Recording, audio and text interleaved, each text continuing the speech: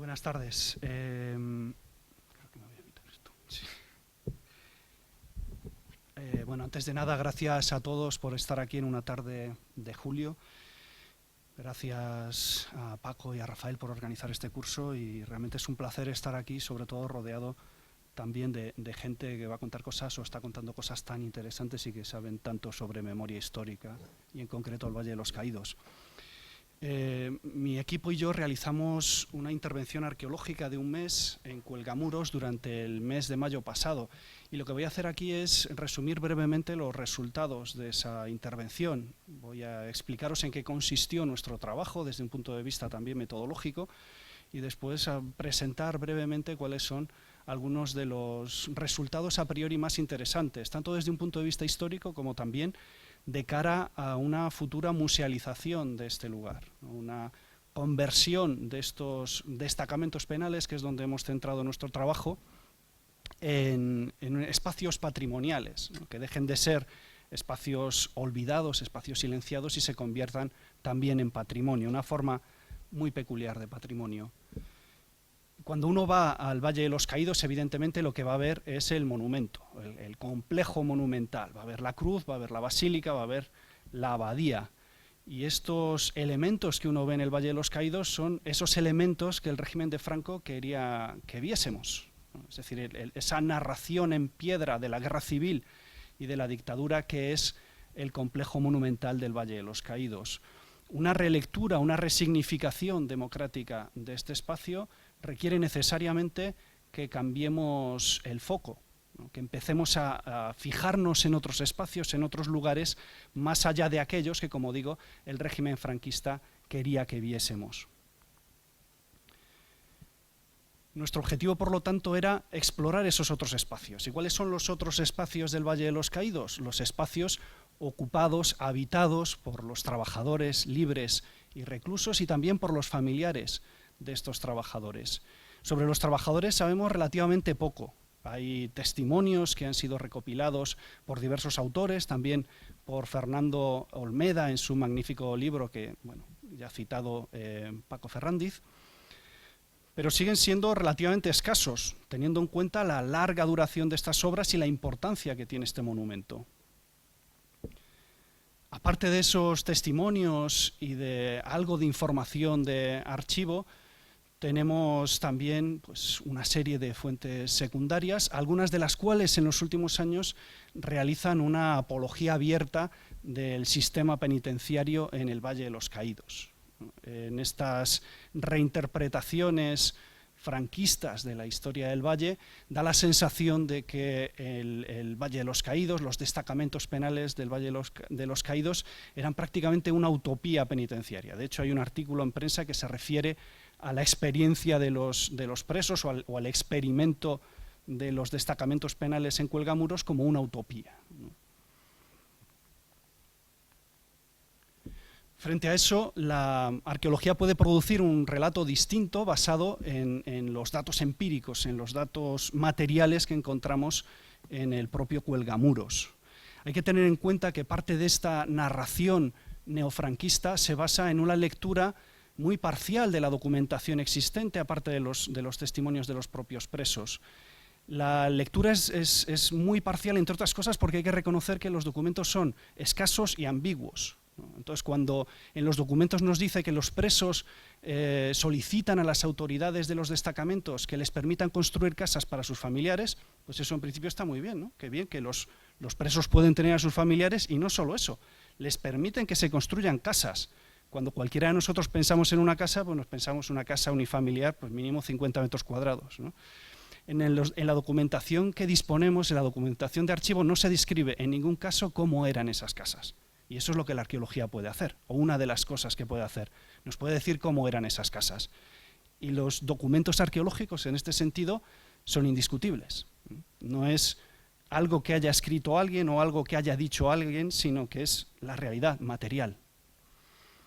En esta charla voy a hablaros brevemente de en qué ha consistido nuestra investigación de archivo, en qué ha consistido la investigación arqueológica y después me voy a centrar en dos aspectos, muy brevemente, derivados de nuestra investigación. Por un lado, cómo los presos domesticaron Cuelgamuros, los presos y sus familias, en el sentido de cómo transformaron un espacio realmente hostil en un espacio doméstico, en un hogar. Y voy a hablaros también muy rápidamente, sobre cómo hicieron para sobrevivir a Cuelgamuros. Empezamos por el trabajo de archivo. Antes de empezar a excavar, naturalmente lo que hicimos fue una investigación en los archivos, una investigación documental, que fue llevada a cabo en buena medida por Luis Antonio Ruiz Casero, uno de nuestros compañeros de equipo, que es doctor en Historia Contemporánea por la Universidad Complutense y experto en la Guerra Civil, pero que también ha trabajado en contextos de la posguerra. Él investigó en el Archivo General de la Administración, en el Archivo General de Palacio, que es donde se encuentra la mayor parte de fondos relacionados con el Valle de los Caídos, y también, por supuesto, lo que hicimos fue recopilar toda la literatura secundaria que existe sobre el Valle de los Caídos, incluyendo pues, el trabajo de Daniel Sueiro, de Calleja, del propio Fernando. Una de las cosas que nos llamó la atención, que ya había llamado la atención, de hecho, a investigadores anteriores, es el volumen relativamente limitado de información que existe sobre el valle. Estamos hablando del monumento más complejo construido en España en la segunda mitad del siglo XX y probablemente el monumento más ambicioso construido en toda Europa occidental en la segunda mitad del siglo XX. Uno podría pensar que hay naves llenas de documentos, ¿no? Porque una obra de estas características que dura 20 años, que involucra a tantos miles de personas, que cuesta millones, debería haber generado mucha documentación. Y no es así, es una documentación escasa en proporción al tamaño de la obra y es también una documentación muy fragmentaria que deja muchos temas en la más completa oscuridad. Sobre determinadas cuestiones tenemos mucha documentación. Por ejemplo, planos sobre las estructuras, digamos, oficiales de los destacamentos penales. Tenemos muchísima. Tenemos planos de los barracones, de los presos, de los barracones de libres, de las casas de los empleados, de los garajes, de los almacenes, de las edificaciones de desinsectación, de la iglesia que se construyó en uno de los destacamentos. Pero lo que no tenemos es ni un solo plano, ni un solo mapa de las chabolas o de los poblados de chabolas. Es algo que no aparece en ningún lado.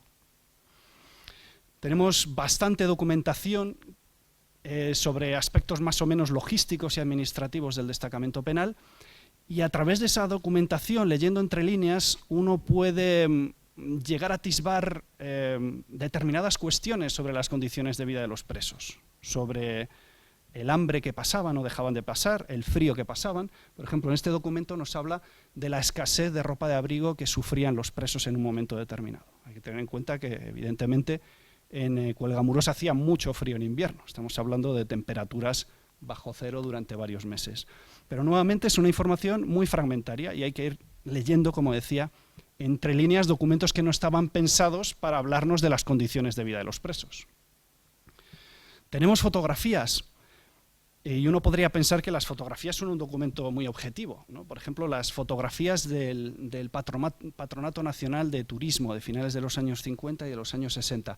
Allí se ven en algunos casos los barracones de los presos, normalmente en el fondo. También las fotos hay que leerlas, por así decir, entre líneas. En una esquina uno puede ver los barracones. El objeto de la foto era mostrar la cruz o mostrar la basílica, pero allí en una esquina puedes ver algo que no estaba previsto que apareciera.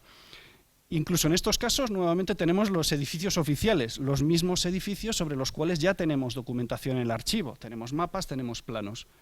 Pero de otros espacios habitados por los presos, habitados por los familiares, seguimos sin tener información. Y lo mismo sucede incluso con el documento objetivo por antonomasia, que es una foto aérea cenital tomada por los americanos a mediados de los 40 y posteriormente a mediados de los 50. Nuevamente volvemos a tener los destacamentos penales, los barracones, las iglesias, los almacenes, pero no sabemos nada de todos esos espacios improvisados que surgen en torno a los destacamentos penales. Esos espacios improvisados son precisamente, o han sido, el objetivo de nuestra investigación arqueológica. Esos lugares de los cuales no sabemos nada, o no sabemos prácticamente nada, de los cuales no tenemos ni información escrita, o es muy reducida, ni información gráfica. Nuestro trabajo arqueológico en dos estrategias, como suele suceder en la arqueología en general, también en la arqueología contemporánea.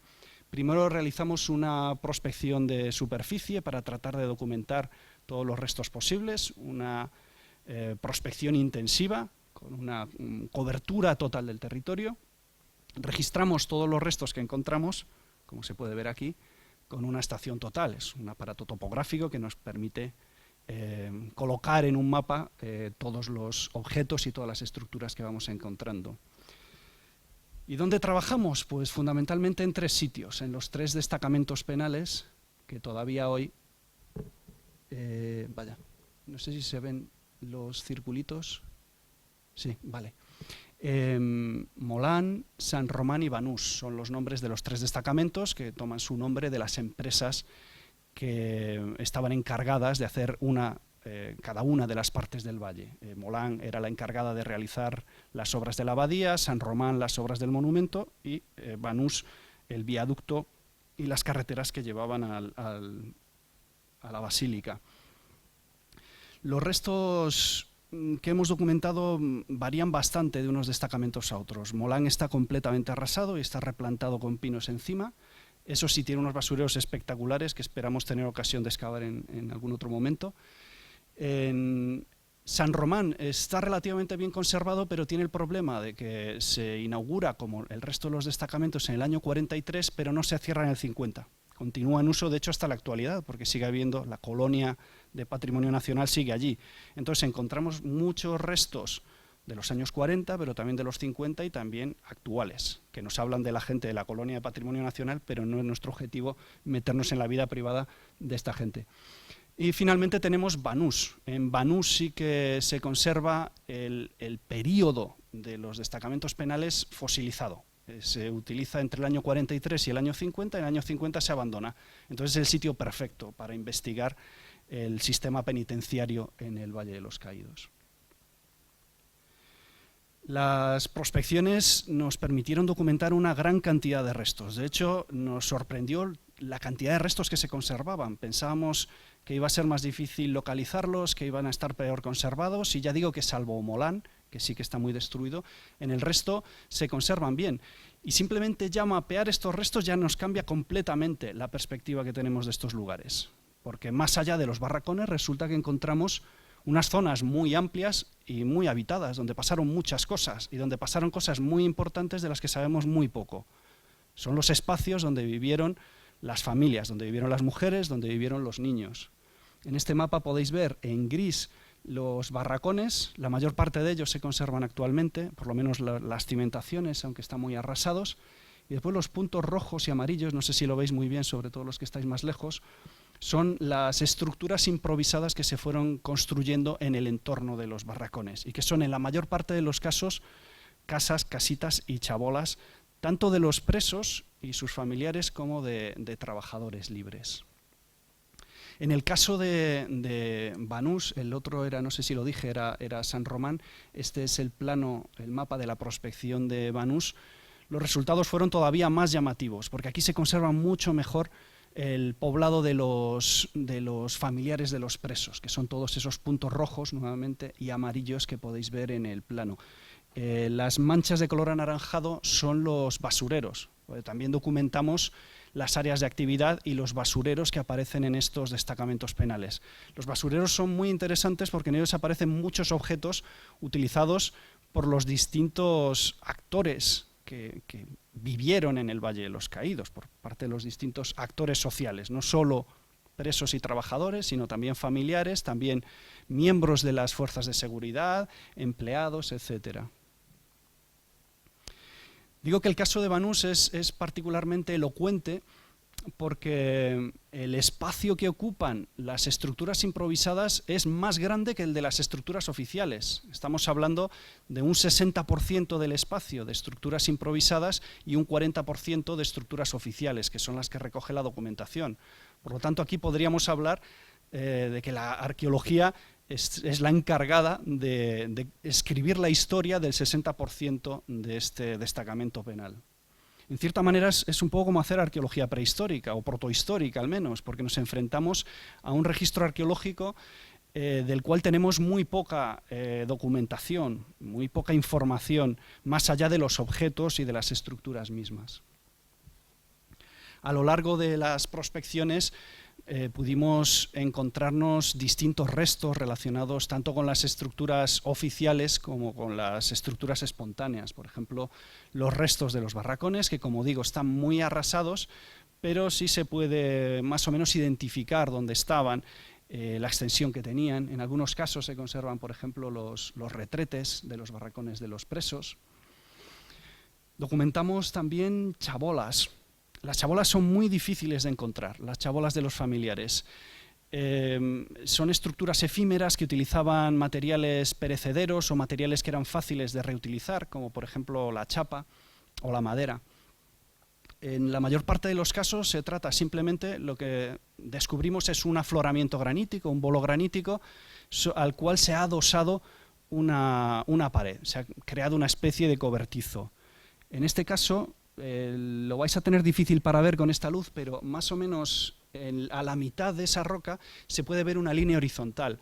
Esa línea horizontal está suavemente repiqueteada y en algunos casos se pueden ver adheridos pues pegotes de cemento y trocitos pequeños de teja. ¿Qué quiere decir eso? Pues que contra esa roca se adosó, se apoyó un tejado. Y eso es todo lo que queda de la chabola. Excavamos alguna y no quedan más restos de estructuras. Es muy difícil ver nada, ni agujeros de poste ni nada. Y eso que en arqueología estamos acostumbrados a trabajar con lo que denominamos estructuras negativas, como son los fosos, los pozos, los agujeros, este tipo de cosas. Pero no, debido a que se ocupan durante un tiempo tan breve, no llegaron a dejar una impronta clara en el terreno. Esto quiere decir que las estructuras que nosotros hemos mapeado, que son las que os he mostrado, son las que son clarísimamente chabolas. Hemos sido muy conservadores a la hora de identificar chabolas. Había algunas que nos parecían dudosas, entonces lo que hemos decidido es no marcarlas, para no inflar su número. Pero claramente lo que tenemos es un mínimo de estructuras de chabolas. En las prospecciones, como decía, también hemos documentado basureros. En algunos casos son muy ricos, aparecen gran cantidad de restos, tanto de la época de los destacamentos penales como de la época posterior, de los años 50 y de momentos más recientes. Por ejemplo, en uno de los poblados de chabolas encontramos un conjunto de monedas de la transición, del año 66 al año 82, que nos habla también pues, bueno, de los picnics y del uso recreativo del Valle de los Caídos en tiempos más recientes. Para la excavación nos centramos en una diversidad de tipologías. Nuestro objetivo era conocer cómo vivía la gente en el Valle de los Caídos, en Cuelgamuros, tanto los presos y sus familiares como los trabajadores libres y también los empleados. En el caso de los empleados, para los empleados conseguimos localizar una casa que excavamos en el destacamento penal de San Román. Hemos encontrado pocas casas. Distinguimos casas, casitas y chabolas utilizando la terminología que utilizaban los propios presos. No es la que nosotros utilizaríamos, nosotros hablaríamos, digamos, desde un punto de vista puramente técnico, hablaríamos de infraviviendas en todos los casos, pero dentro de estas infraviviendas claramente había categorías y esas categorías las percibían los propios presos y los trabajadores y las describían de esta manera. Entonces esto sería una casa. Es una edificación muy pequeña, solo tiene 12 metros cuadrados útiles. Hay que pensar que en la actualidad en Madrid la cédula de habitabilidad requiere 25 metros cuadrados mínimos de espacio útil, es decir, esta casa tiene la mitad. Y aquí estamos hablando de un empleado, es decir, estamos hablando de la cúspide del sistema social, que era de ese microcosmos social que era Cuelgamuros. Pero comparado con otras estructuras está bien, tenía un suelo de cemento de buena calidad, tenía 2 habitaciones separadas por un tabique, tenía electricidad, hemos encontrado los aislantes de porcelana, tenía las paredes enlucidas de cemento y pintadas, tenía un techo de teja. Es una infravivienda, es una chabola desde nuestra perspectiva actual, evidentemente, pero bueno, dentro de lo que era Cuelgamuros, pues era una vivienda más o menos aceptable. Tuvimos la suerte de encontrar el basurero de esta vivienda al lado, y gracias a ello pues hemos podido reconstruir bastante bien la vida de este empleado. Sabemos que seguramente era un miembro de las fuerzas de seguridad, seguramente un guardia civil, porque estamos hablando ya de los años 50, ya no había guardias de prisiones, pero es difícil saber. Lo sabemos porque aparecieron elementos militares, un botón de uniforme, hebillas militares, un cartucho de fusil. Y bueno, es el único basurero donde ha aparecido restos de fauna. Es decir, en este esta familia estaba consumiendo carne, cosa que no podían decir pues, los presos ni seguramente la mayor parte de trabajadores libres. También es el sitio donde han aparecido más elementos relacionados con la higiene y con el aseo. Es cierto también que estamos hablando de los años 50, mejora la situación económica de España, entonces esto también explica que haya más bienes de consumo. Sabemos que en esta casa vivían un hombre, una mujer y como mínimo 2 niños, de los cuales uno era una niña que tendría aproximadamente, en algún momento por lo menos, 1 año y medio de edad, por el zapato infantil de la talla 18 que encontramos. La talla 18 ahora correspondería a un niño o una niña de 9 meses, pero teniendo en cuenta que en aquella época el desarrollo corporal evidentemente era menor, pues podemos pensar hasta 1 año y medio, incluso 2 años. ¿Qué son las casitas? Las casitas son esas casas a las que se refieren los revisionistas neofranquistas cuando hablan de que los presos del Valle de los Caídos vivían muy bien porque les dejaban construirse casas. Las casas que les dejaban construir eran estas estructuras que tenían un máximo de 3 por 3 metros, 9 metros cuadrados, construidos. Normalmente los metros cuadrados útiles siempre son menos. Por lo general nos movemos en torno entre 4 y 8 metros cuadrados, es la mayor parte, útiles, metros cuadrados útiles, es lo más habitual. En algunos casos, en los casos más grandes, llegan casi a los 9 metros útiles. En este caso, por ejemplo, estamos hablando de 4 metros cuadrados. Algo ampliados por ese atrio que construyen en la entrada que seguramente utilizaron como una especie de almacén. Este es otro ejemplo de casa. Estos son los planos que hicimos de algunas de las casas que excavamos. Son todas muy similares en su estructura, como digo, también en sus dimensiones. Están construidas muy pobremente. Hay que tener en cuenta que los presos las construían en su tiempo libre. Hay que tener en cuenta que trabajaban 8 horas al día, más varias horas de horas extra que hacían porque se las pagaban. Y después de esas horas, que podían ser 10 o 12 horas de trabajo diarias, todavía le tenían que dedicar tiempo a construir las casas de sus familiares.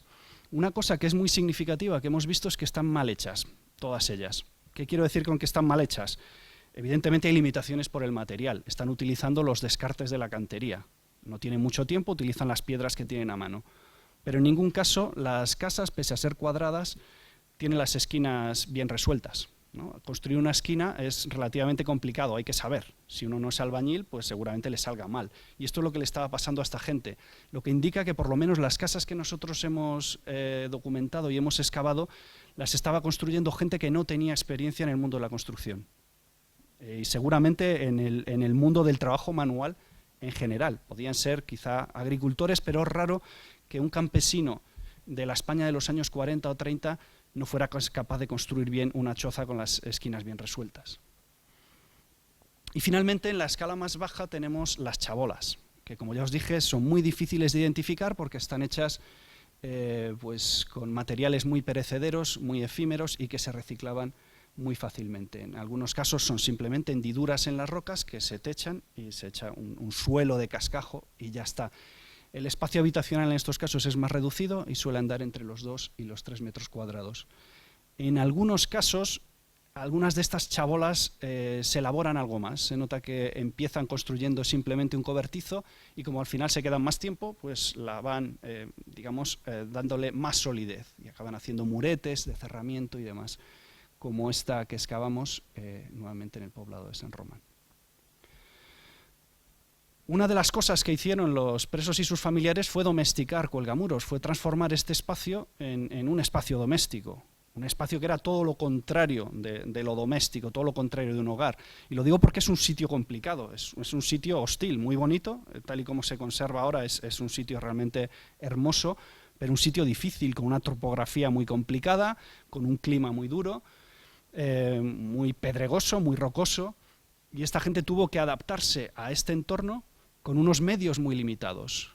Y lo que hicieron fue pues, hacer de su capa un sayo, utilizar los afloramientos rocosos o los bolos para hacer paredes para sus casas y pues, evitar tener que utilizar tanto material de construcción, utilizar los recursos naturales que tenían a su alcance.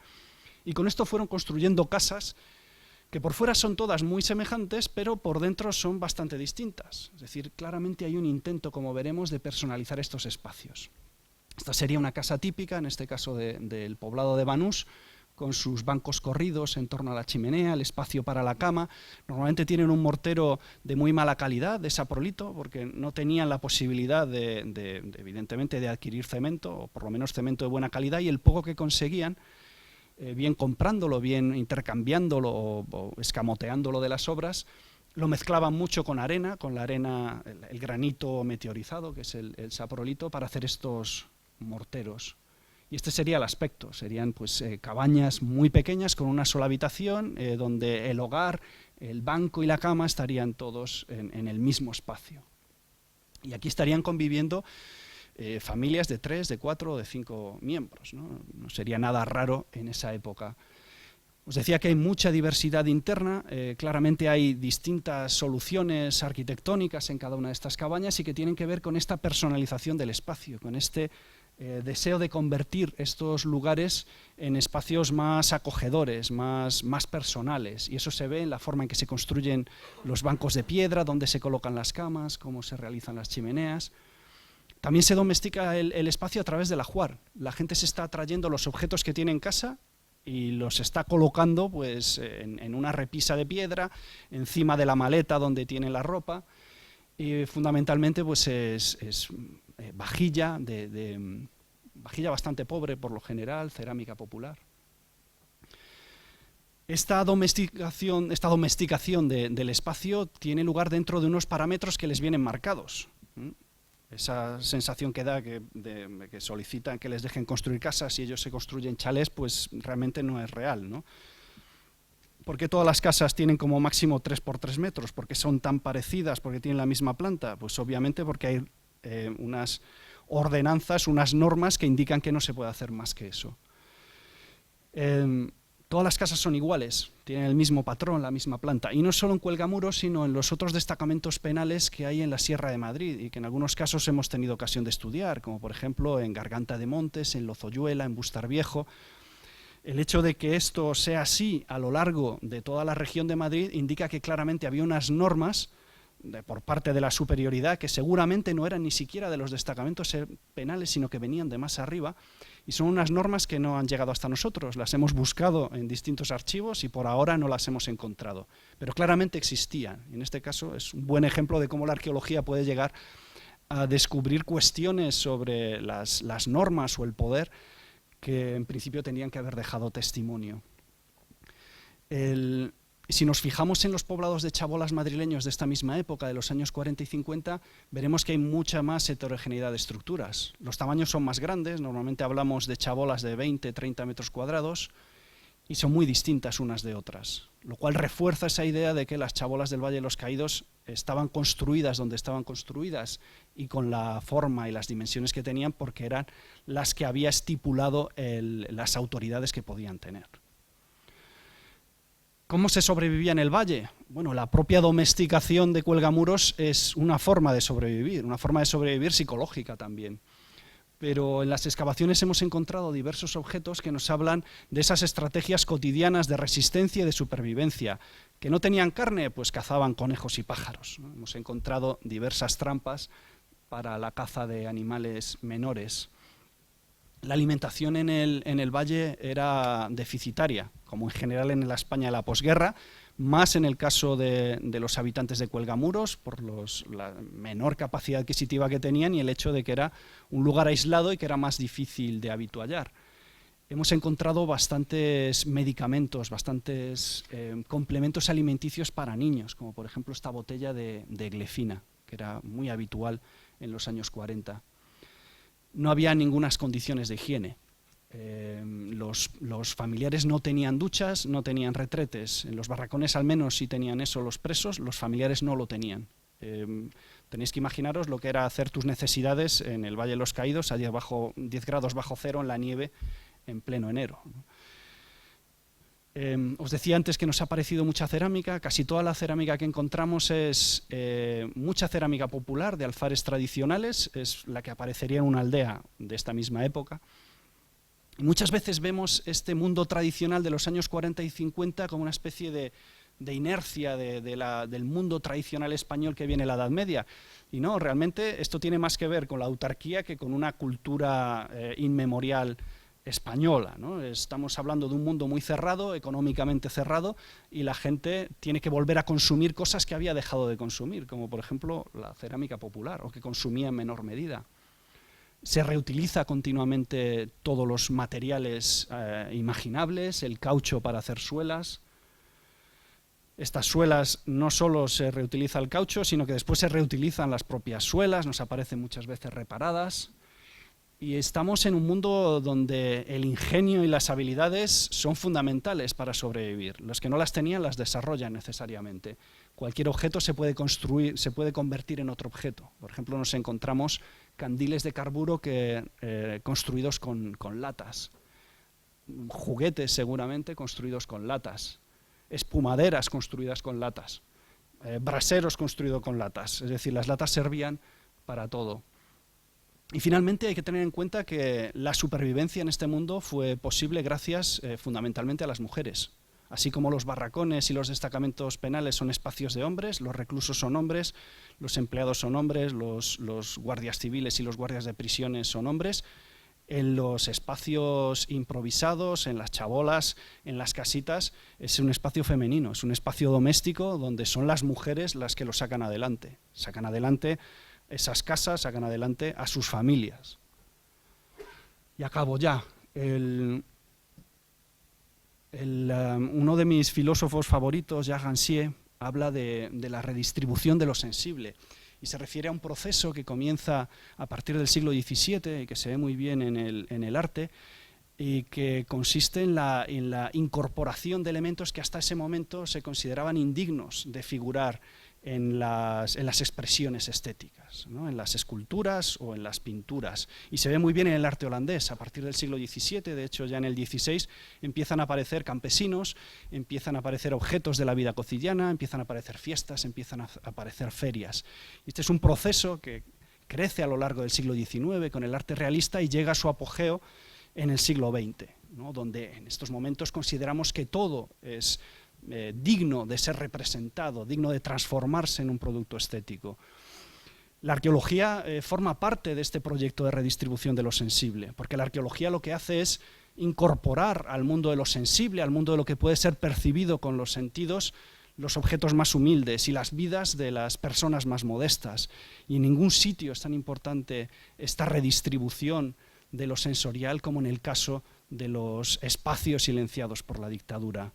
Las imágenes que nosotros estamos produciendo ahora, porque la arqueología una de las cosas que hace es producir imágenes, es una forma de competir con esas imágenes del poder, con esas imágenes hegemónicas que son las únicas que hemos visto hasta ahora en el Valle de los Caídos, con esa cruz, esa abadía y esa basílica. A partir de ahora la cruz, la abadía y la basílica van a tener que competir con suelas de caucho, van a tener que competir con casitas de 8 metros cuadrados, van a tener que competir con latas y con juguetes infantiles reutilizados con una lata. Gracias.